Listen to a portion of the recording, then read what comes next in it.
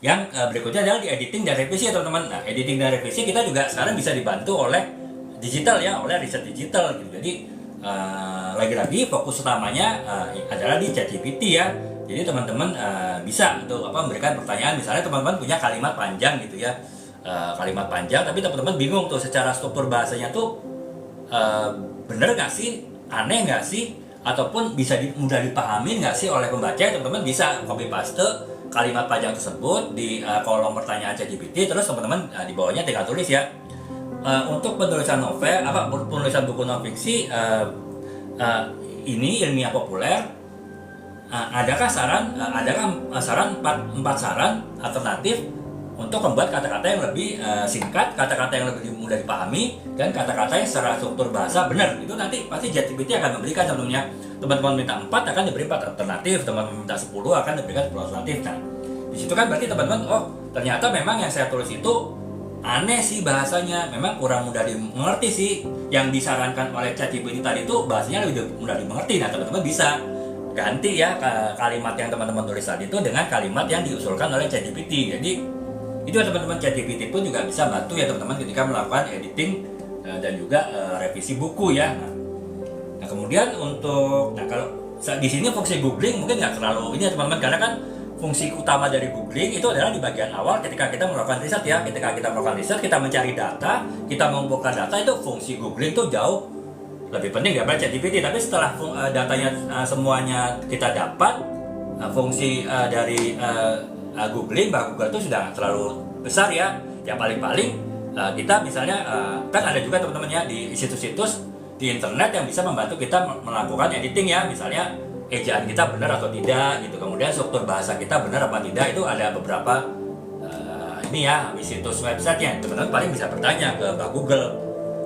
Ini berikan situs website editing bahasa untuk saya bisa menghindari typo dalam penulisan, ataupun saya menghindari kesalahan penggunaan struktur bahasa dalam penulisan. Itu nanti ya seperti biasa sih Mbak Google akan berikan alternatif beberapa website teman-teman ya. Teman-teman nanti bisa klik website tersebut dan teman-teman bisa melakukan editing online ya di website tersebut. Jadi itu ya teman-teman. Nah teman-teman kalau memang punya waktu ya bisa nanti hasil dari editing dari si ChatGPT tadi teman-teman perbandingkan dengan hasil editing dari website situs editing online ya. Jadi teman-teman carilah yang mana yang paling tepat gitu. Nah itu benar-benar sangat membantu ya teman-teman. Kalau zaman dulu ya, bukan zaman now ya. Kalau zaman now kan semua digital kan.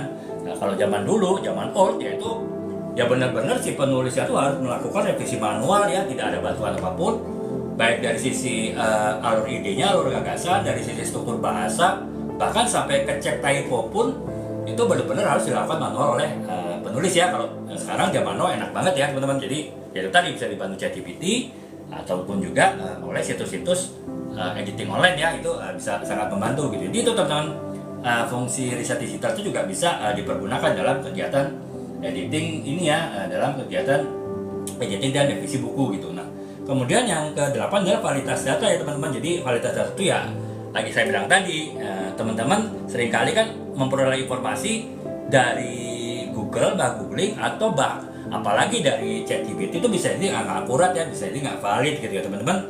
Mungkin bisa cross check sih data, misalnya teman-teman sudah dapat ya data informasi dari Google ya, dari teman-teman pilih ya situs-situs internet yang memang terpercaya. Saya bilang tadi kita bisa minta bantuan ChatGPT untuk membuat suatu memilihkan website apa saja yang kredibel untuk tulisan yang kita tulis. Karena kita menulis buku kesalahan branding gitu, nah, teman-teman bisa ini ya buat tanyakan gitu situs apa. Nanti teman-teman tinggal hasil pencarian dari googling dengan rekomendasi dari si ChatGPT itu bisa nanti apa yang match, yang sesuai itu bisa teman-teman websitenya prioritas utama untuk dipilih ya. Nah, ketika teman-teman sudah mengambil informasi dari website terpilih tadi, teman-teman bisa lagi cross check ya ke ChatGPT. Misalnya ini saya mendapatkan informasi bahwa misalnya kesalahan yang paling besar dilakukan di perusahaan ketika melakukan branding itu adalah pada konsep di branding daripada di konsep marketingnya.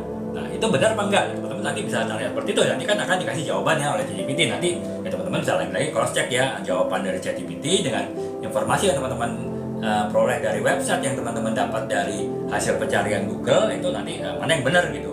Kalau benar semuanya sama berarti kan benar semua, tapi kalau ada yang nggak benar teman-teman ya harus cross check lagi ya dengan menggabungkan fungsi dari ChatGPT dan juga dengan dari googling ya, ataupun mungkin bisa juga dipadukan dengan riset manual. Misalnya teman-teman bisa interview ya orang-orang yang ahli di bidang yang teman-teman akan tulis. Jadi nanti teman-teman konfirmasi lagi nih, saya dapatkan informasi seperti ini tapi agak membingungkan ya, menurut bapak, menurut ibu seperti apa. Nanti kan kita dari hasil riset konvensional ya, dengan kita melakukan wawancara interview tersebut, itu bisa membantu juga kita dalam melakukan penulisan gitu. Jadi